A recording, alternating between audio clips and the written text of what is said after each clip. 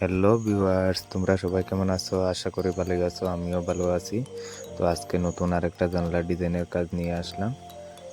আর এই যে ডালাইটুকু দেওয়া হয়েছে, এই ডালাইয়ের ভিডিও আমি চ্যানেলে আপলোড দিয়ে দিয়েছি। তোমরা যদি দেখে না থাকো তাহলে অবশ্যই আমার চ্যানেল ডিসক্রিপশনে গিয়ে ভিডিওটা দেখে আসবেন। আর আজকে এই ভিডিওতে দেখতে পারবেন আমি উপরের স্টেপটা কিভাবে ডালাই দিয়েছিলাম।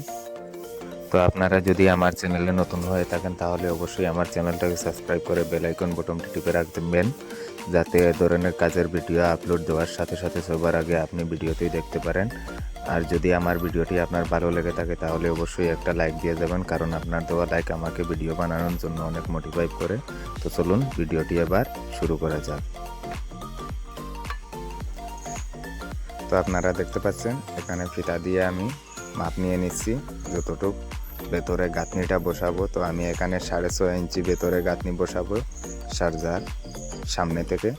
তো সব দিকে আমি 6.5 ইঞ্চি রাখবো, কারণ হাফ ইঞ্চি ওখানে প্লাস্টারের পরে কমে যাবে, প্লাস্টার করার পরে 6 ইঞ্চিতে চলে আসবে। তো আপনারা যদি 3 পাটি জানলা হয় তাহলে 6.5 ইঞ্চির মতোই রাখবেন, আর যদি 2 পাটি জানলা হয় তাহলে 4 ইঞ্চি বা 4.5 ইঞ্চির মতো রাখবেন, এতে লুকটা অনেক ভালো আসবে। তো সেম প্রসেসে আমি সব সাইডটা মাপ দিয়ে নেব এবং গাঁথুনিটা শুরু করে দেব। আমি এর গাঁথুনিটা সব দিকে লাগিয়ে নেব, তারপরে আমি প্লাস্টার করে বাকি কাজটুকু করব। আপনারা দেখতে থাকুন। এখানে এটা কিন্তু 3 পার্টি জানলা হবে, জানলাটা 3 পার্টে হবে, 2 পার্টে নয়। এজন্য আমি এখানে 6 ইঞ্চি দিয়েছি, কারণ এই জানলাটা অনেক একটু বড়। 2 পার্টের জানলাগুলো প্রায় 3.5 ফুট 4 ফুট হয়ে থাকে, এই জানলাটা প্রায় 6 ফুটের মতো আছে। তো এই জন্য এটার উপরের যে চালটা হয়েছে, এই চালটাও হয়েছে প্রায় 7 ফুটের মতো হয়ে গেছে। তো আমি এখানে 6 ইঞ্চি ভেতরে দিয়েছি, সামনের দিকে জানালাটা প্রায় 2 ফুটের মতো নিয়ে এসেছি। আমরা রাজমিস্ত্রি ভাই দেখতে পাচ্ছেন এখানে জুগাড়, সবকিছুতে জুগাড় চলে আমার। এখানে আমি টেপ ফিতা নিয়ে আসি নাই, এজন্য একটু কাজটা দেখাতে অসুবিধা হচ্ছে, মাপগুলো দেখাতে। আমি এখানে জোগাড় করে নিচ্ছি। এই সাইডের তো দাগ আছে, এই সাইড থেকে ওই সাইড পর্যন্ত একটা চেনি দিয়ে মাপটা দেখে নিলাম। তো আপনারাও আপনাদের যদি এই জায়গাটা যদি ছোট হয়, জানলা যদি 2 পাটের জানলা হয় তাহলে কিন্তু 6 ইঞ্চি দিলে আর এরকম বড় করে ডিজাইনটা করলে কিন্তু ভালো লাগবে না দেখতে। এই জায়গায় কিন্তু ছোট করতে হবে। এই জিনিসটা মাথায় রেখে কাজগুলো করবেন, যে জায়গায় যতটুকু দিলে মানাবে আপনারা অবশ্যই দেখে বুঝে শুনে করবেন, কারণ এটা বড় জানলা, তার জন্য আমি একটু বাড়িয়ে দিয়েছিলাম। তা না হলে 4 ইঞ্চি দিতাম যদি 2 পাটের জানলা হতো। আপনারা দেখতে পাচ্ছেন আমি এবার এটাকে প্লাস্টার করে নিচ্ছি। গাঁথনি করা শেষ হয়ে গেছে, আমি মোটামুটি উপরের চালটা যে শেপে হবে এই শেপেই প্লাস্টার করে নেব।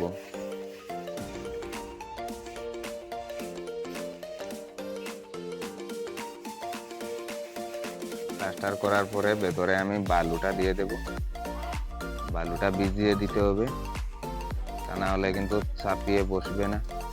আপনারা চাইলে থার্মোকলও ডুবিয়ে দিতে পারেন, বা যা কিছু দিয়ে এই গর্তটা বন্ধ করে তারপরে পরে আরেকটা ডালাই দিতে হবে।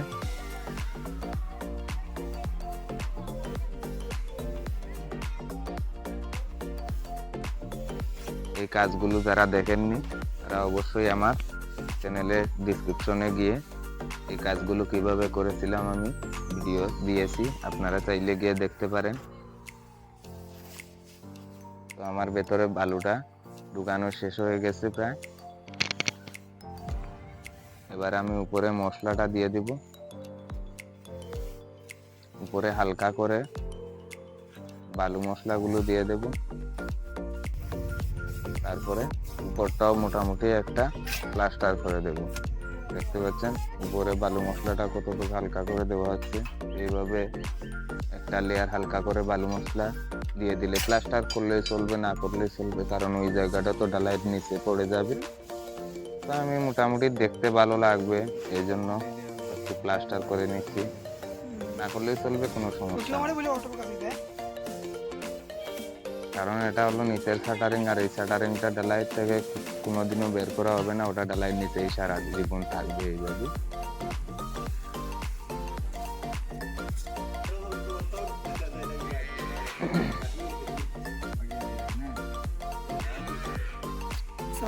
হালকা একটু ঘষে দিলাম, এবার দেখতে অনেকটা ভালো লাগছে, বুঝতে পারছেন।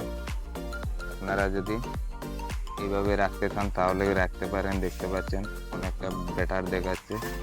আমি এটাকে এইভাবে রাখবো না, এটার উপরে আরেকটা স্টেপ দেব, সেম ওই সাইডে যেভাবে দিয়েছিলাম আগে। আপনারা আরেকটি ভিডিও করে আমি দেখিয়েছিলাম, ওই সাইডে আরেকটা জানলা আমি বানিয়েছি, সেম টু সেম ওই সাইডে যেভাবে বানানো আছে এই সাইডে সেম টু সেম বানানো হবে। তো এটার জন্য আমি প্রথমে কি করেছি, এখানে দেখতে পাচ্ছেন এই যে কাঠ দিয়ে বানিয়ে নিয়েছি, এই যে নিচটা 6 ইঞ্চি দিয়েছি, সাইডে একটা কাঠ দিয়ে দিয়েছি থার্মোকলটা আটকানোর জন্য, এবং সেন্টার থেকে 1 ফুট 7.5 ইঞ্চির মধ্যে একটা গ্যাপ ছেড়ে দিয়েছি। এই দেখতে পাচ্ছেন এই সাইডে 6 ইঞ্চি আছে, এবং এই গ্যাপটাও 6 ইঞ্চি 2 সুতার মতো আছে, 2 সুতা ছোট হয়েছে যদিও 6.5 ইঞ্চি আমি দিতে চেয়েছিলাম। এই দিকটা আবার 6.5 ইঞ্চি আছে, তো কোনো ব্যাপার না, 2 সুতা চলবে। আপনারা ছোট বড় করতে পারেন আপনাদের চাহিদা মতো। এই জায়গা থেকে আমাদের কর্নারটা বের হবে নিচ দিকে, এজন্য আমি এখানে গ্যাপ রেখেছি, বাকি অংশটা নিচের দিকে আবার কাঠ লাগিয়ে নিয়েছি। তো আপনারা আপনাদের সুবিধা মতো আপনাদের প্রসেস মতো কাজগুলো চাইলে করতে পারেন, কিন্তু আমি এই প্রসেসে করে মনে হয় অনেকটা সুবিধা হবে। তারপরে দেখতে পাচ্ছেন 1 ইঞ্চি 2 সুতো একটা দাগ দিয়ে দিচ্ছি, এবং 2 ইঞ্চি 3 ইঞ্চি থেকে 2 সুতো কম একটা দাগ দিয়ে দিচ্ছি। তারপরে আমি আর একটা দাগ দিয়ে দেব 4 ইঞ্চি 1 সুতো। তো এই 3টা স্টেপেই আমি থার্মোকলগুলি কাটবো। মনে হয় আরেকটা 4 ইঞ্চি বের হবে, তো আরেকটা 4 ইঞ্চি বের করে নিয়েছি। 4 ইঞ্চি 1 সুতো, এই 1 সুতোটাও কিন্তু করাত দিয়ে কাটার সময় কমে যাবে, এখানে 4 ইঞ্চি টিকবে। এইভাবে 1 সুতো বাড়তি কাটবেন আপনারা। দেখতে পাচ্ছেন আমি একটা ছোটো স্টিল গোজ দিয়ে দাগ দিয়ে দিচ্ছি কাট পেন্সিল দিয়ে, এবং করাত দিয়ে কেটে নেব ওটা।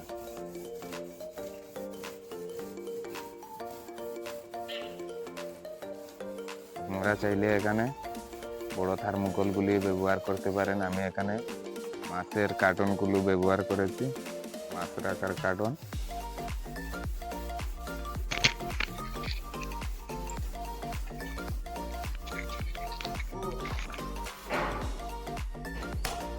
এই যে দেখতে পাচ্ছেন এটা সাইডের জন্য বানানো হচ্ছে, দুটো সাইডে লাগানো হবে, এর উপরে থার্মোকলের কেটে রাখা পিসগুলো বসানো হবে। আপনারা এরকম কাঠ দিয়ে বানিয়ে রাখবেন, এতে থার্মোকলগুলো বসাতে অনেকটা সুবিধা হবে। এখানে সাইডগুলো বানানো হয়ে গেছে আমার। আমি এবার কি করব, এখানে ট্যাপগুলো লাগিয়ে নেব, কারণ থার্মোকলের উপরে ট্যাপ লাগানোটা খুবই জরুরি, তা না হলে কিন্তু ডালাইয়ের মধ্যে ফিনিশিং আসবে না। কারণ থার্মোকলগুলো ডালাইয়ের মধ্যে লেগে থাকবে এবং হানিকমও থেকে যাবে এবং একটা বিশ্রী দেখাবে। আর যদি ট্যাপ লাগিয়ে নেন তাহলে ফিনিশিংটা খুব ভালো আসবে। তো এখানে আমি নর্মালি যে টেপগুলো পাওয়া যায় ওগুলো লাগাচ্ছি। এখানে ভালো কোয়ালিটির টেপটা আমি পাইনি, কালারিং যে টেপগুলো হয় স্মুথ হয়, এখানে এই প্লাস্টিক টেপগুলোই পেয়েছি আমি। তো আপনারা একটু খেয়াল করে এই টেপগুলো প্রত্যেকটা থার্মোকলের মধ্যে যতটা সাইডে ডালাই লাগবে এবং ডালাইয়ের ভেতরে যতটা জায়গা ঢুকবে থার্মোকলের ততটুকু জায়গা কিন্তু টেপ লাগিয়ে কাজটা করতে হবে, তা না হলে কিন্তু ফিনিশিং ডালাইয়ের ভালো আসবে না। ভালো ফিনিশিং আনতে হলে টেপ লাগানো খুবই জরুরি।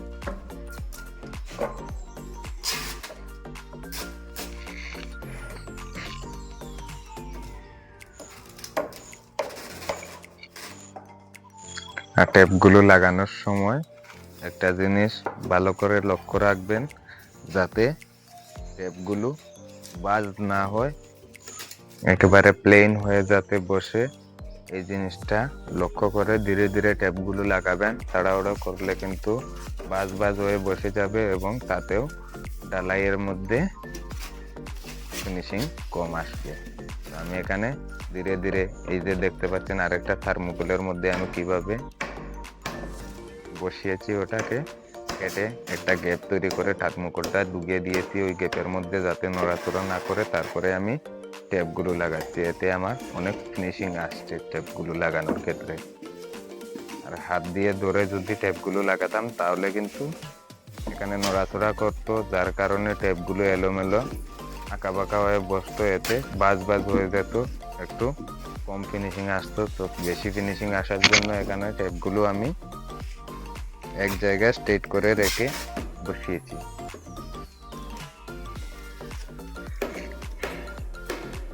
তো আপনারা অবশ্যই যে কোনো একটা জায়গার মধ্যে ভালোভাবে থার্মোকলটা রেখে নড়াচড়া যাতে না করে এবং সোজা করে টেপটা বসাবেন, যাতে ফিনিশিংটা অনেক ভালো আসে, কোথাও বাজ না ধরে। এটি একটু ফলো করলে কাজের ফিনিশিংটা অনেক সুন্দর হবে এবং দেখতেও অনেকটা ভালো লাগবে। তো এবার আমার সবকটা থার্মোকলের মধ্যে টেপ লাগিয়ে নেব। এই কয়টা থার্মোকলের মধ্যে আমি লাগিয়ে নিয়েছি, দেখতে পাচ্ছেন। ঠিক এইভাবে আপনারাও লাগিয়ে নেবেন। তো মোটামুটি দেখতে পাচ্ছেন সবকটা থার্মোকলের মধ্যে আমার টেপ লাগানো শেষ। আর সাইডে এই শাটারিংটাও আমি রেখে দিয়েছি, দেখতে পাচ্ছেন মোটামুটি রেডি হয়ে গেছে। এইটাও রেডি, এই সাইডগুলো রেডি। এবার আমি উপরে যাব এবং শাটারিংগুলো বসিয়ে দেখিয়ে দেবো আপনাদেরকে। তো শাটারিংটা বসানো একদম ইজি ব্যাপার। আমি এনেই রেখে দিয়েছি, ওটার উপরে নিচে যে স্ল্যাবটা দিয়েছিলাম ওটার উপরে এনে রেখে দিয়েছি এবং তারপরে লেবেলটা মেলানোর জন্য আমি ইট দিয়ে দুটো সাইডে দুটো ইট দিয়ে লেবেল করে নিলাম এবং ভেতর থেকে বাইরে দিকে ইজি ব্যাপার এই শাটারিংটা বসানো।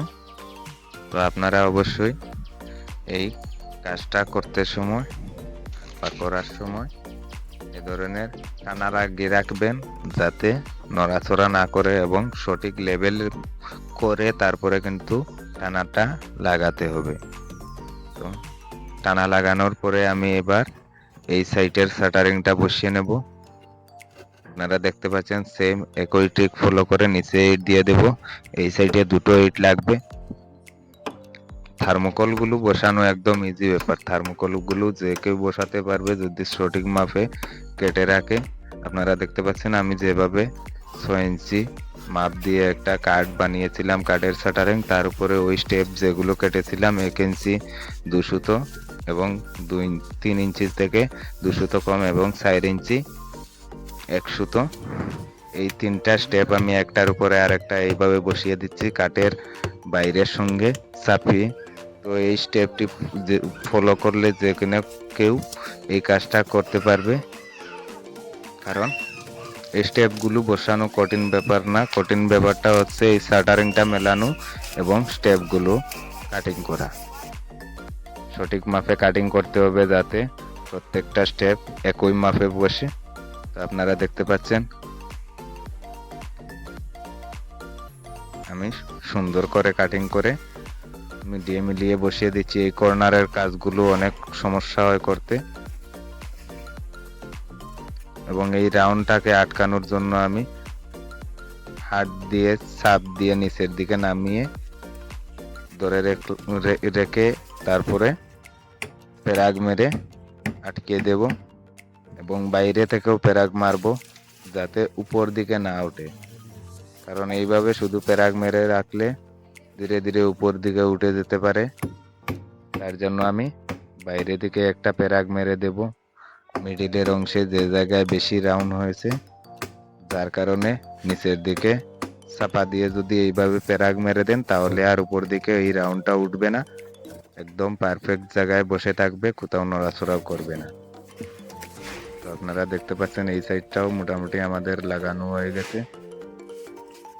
পরে আরো একটা স্টেপ লাগালেই কাজটা শেষ হয়ে যাবে।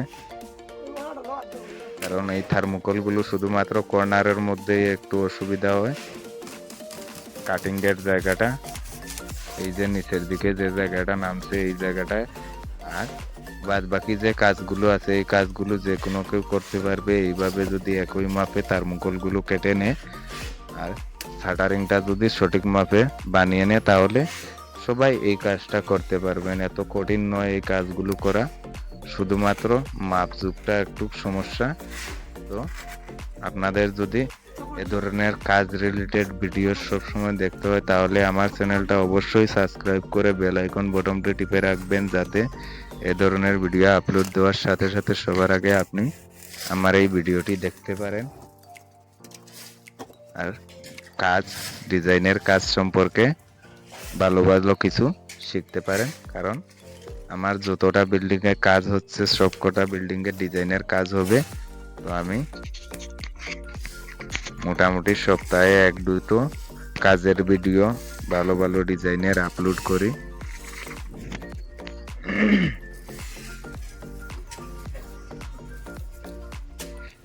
আর যদি আমার ভিডিওগুলি আপনাদের ভালো লেগে থাকে তাহলে অবশ্যই একটা লাইক দিয়ে যাবেন, কারণ আপনাদের দেওয়া একটি লাইক আমাকে ভিডিও বানানোর জন্য অনেক মোটিভেট করবে।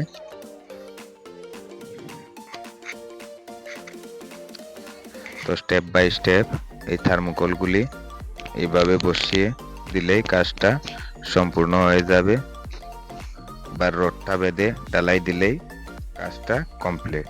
তো আপনারা দেখতে পেরেছিলেন কিভাবে আমি এই কাজটা করেছিলাম।